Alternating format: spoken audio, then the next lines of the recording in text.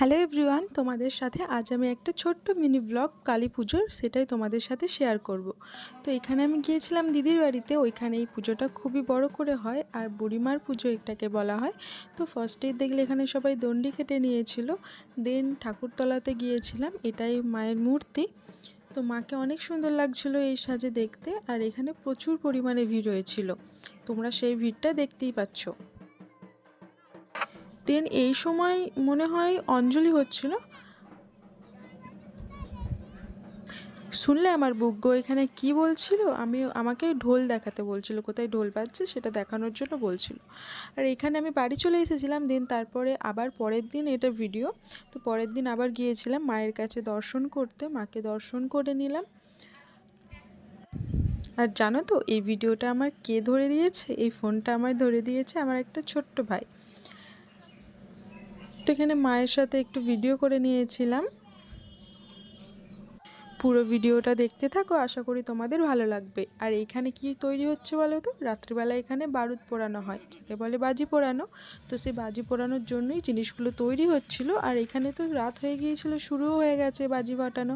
তো তোমরা দেখো বাজি ফাটানো কত সুন্দরভাবে হচ্ছিল এইখানে। আর দারুণ বাজি করেছিল এখানে, গাছগুলোও ছিল দারুণ। তো ভিডিওটা তোমরা দেখতে থাকো আর আমিও দেখি।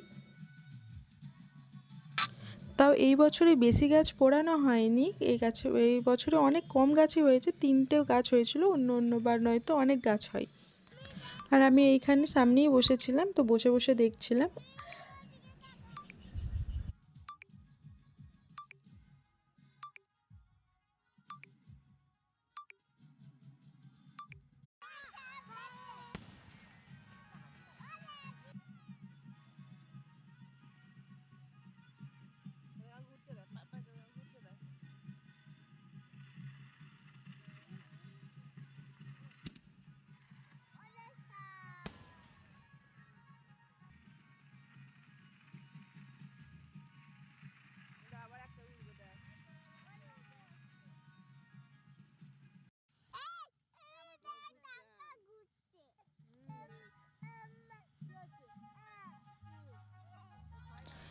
দেন এইখানে বাজি ফাটানো দেখার পর বাড়ি চলে গিয়েছিলাম। বাড়ি গিয়ে খেয়ে দিয়ে শুয়ে পড়েছিলাম, কিন্তু সেই ক্লিপগুলো আমি নিতে পারিনি। তো এইটুকুই শেয়ার করলাম। নেক্সট ব্লগে আবার তোমাদের সঙ্গে নতুন একটা ভিডিও নিয়ে আসবো।